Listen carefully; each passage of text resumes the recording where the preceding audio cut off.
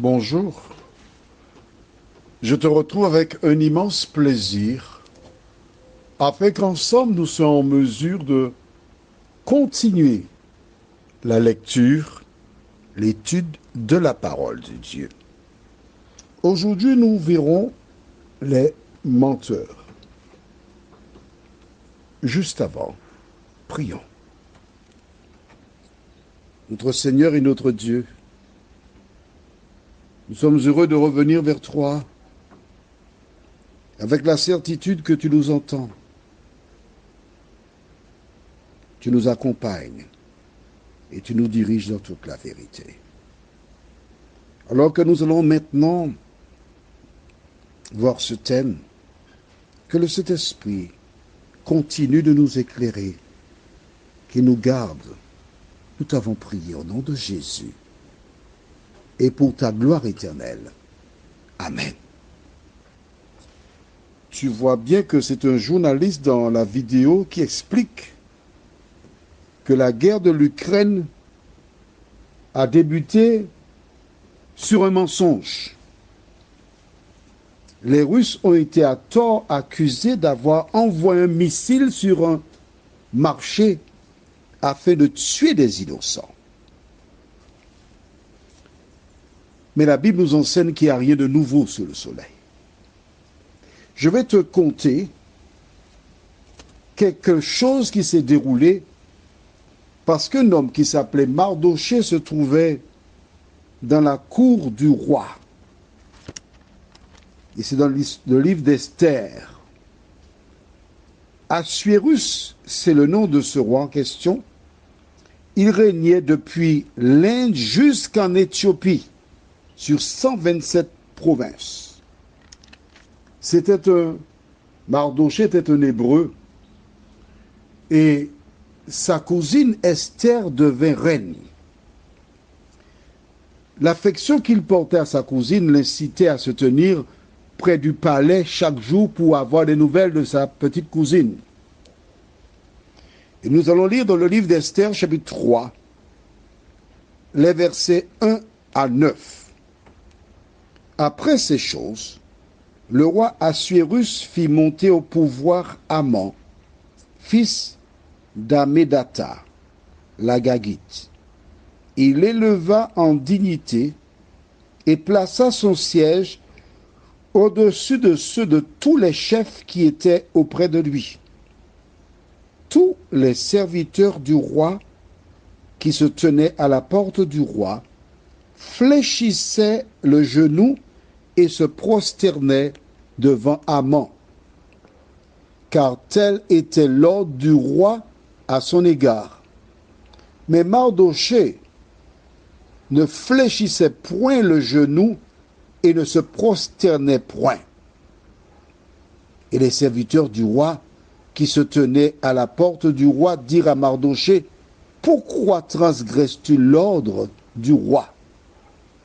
Comme il le lui répétait chaque jour et qu'il ne les écoutait pas, ils en firent rapport à Haman pour voir si Mardochée persisterait dans sa résolution, car il leur avait dit qu'il était juif. Et Haman vit que Mardochée ne fléchissait point le genou et ne se prosternait point devant lui. Il fut rempli de fureur. Mais il dédaigna de porter la main sur Mardochée seul, car on lui avait dit de quel peuple était Mardochée. Et il voulut détruire le peuple de Mardochée, tous les Juifs qui se trouvaient dans tout le royaume d'Assuérus. Au premier mois, qui est le mois de Nissan, la 12e année du roi Assuérus, on jeta le pur, c'est-à-dire le sort, devant Haman, pour chaque jour et pour chaque mois, jusqu'au 12e mois qui est le mois d'Adar. Alors, Haman dit au roi Assuérus: il y a dans toutes les provinces de ton royaume un peuple dispersé et à part, parmi les peuples, ayant des lois différentes de celles de tous les peuples, et n'observant point les lois du roi. Il n'est pas dans l'intérêt du roi de le laisser en repos. Voici Haman qui a un différend avec Mardochée. Lequel? Mardochée refuse de fléchir le genou devant Haman. Pourquoi? Parce qu'il est juif. Pourquoi? Parce que Dieu déclare dans le livre d'Exode, chapitre 20, que tu ne peux pas fléchir les genoux devant quiconque, excepté devant l'Éternel. Le diable utilisera Haman pour monter une cabale, mentir afin de détruire tout le peuple juif qui se trouve dans le royaume du roi Assuérus. Pourquoi? Tout simplement parce que, premièrement, Dieu avait déclaré dans le jardin d'Éden à Ève et Adam, « Votre postérité écrasera la tête du serpent. » Le serpent, c'est qui? Satan. Et quand Esther, juive, devint reine, il a cru que Esther donnerait naissance au Messie. C'est pourquoi il a utilisé Haman pour faire quoi? Pour détruire tout le peuple qui était dans le royaume d'Assuérus. Sauf que Haman ne sait pas la relation qui existe entre Mardochée et Esther, qui est la reine. Et il va demander au roi l'autorisation de détruire tous les Juifs. Il utilisera quoi? Le mensonge. Parce qu'il sait que si Mardochée ne se prosterne pas devant lui, les autres Juifs ne le feront pas. Pourquoi? Parce que dans leur loi, il est clairement stipulé de ne pas le faire. C'est un récit fort intéressant. Je t'invite à lire la suite de l'histoire. Mais quel est l'avenir des menteurs? Le mensonge est souvent utilisé pour se sortir d'affaires.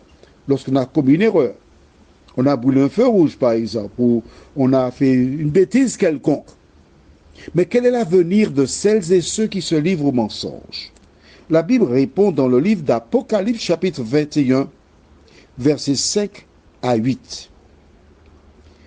Et celui qui était assis sur le trône dit, « Voici, je fais toutes choses nouvelles. » Et il dit, « Écris, car ces paroles sont certaines et véritables. » Et il me dit, « C'est fait. Je suis l'alpha et l'oméga, le commencement et la fin. À celui qui a soif, je donnerai de la source de l'eau de la vie gratuitement. Celui qui vaincra héritera ces choses, je serai son Dieu et il sera mon fils. Mais pour les lâches, les incrédules, les abominables, les meurtriers, les débauchés, les magiciens, les idolâtres et tous les menteurs, leur part sera dans les temps ardents de feu et de soufre, ce qui est la seconde mort. Tu notes que les menteurs sont placés dans la même catégorie que les magiciens, les idolâtres, les abominables, les meurtriers, les débauchés, les incrédules, c'est-à-dire la personne qui ne croit pas en Jésus. La personne qui a entendu, qui a vu, mais qui reste sur sa position. Toutes ces personnes seront détruites au retour de Jésus. Pourquoi? Parce qu'elles sont opposées à Dieu. Rappelle-toi, dans le jardin d'Éden, Satan vint vers Ève et par le biais du mensonge, il a tenté cette dernière Ève qui a péché. La Bible le présente comme le père du mensonge. Alors si toi, tu t'es livré par le passé au mensonge, je t'invite à prendre conscience et à cesser de mentir. Prions. Notre Seigneur et notre Dieu, L'ennemi de nos âmes, dès l'origine, introduisit le mensonge. Et souvent, pour se sortir d'affaire, nous nous livrons au mensonge. Mais Seigneur, nous croyons que tu as le pouvoir de nous transformer, de nous changer. Merci, ô Saint-Esprit, de nous aider à grandir afin que Jésus habite et vive en nous, nous t'en prions, en son nom et pour ta gloire éternelle. Amen. Que l'Éternel continue de te transformer. Je te souhaite une bonne journée.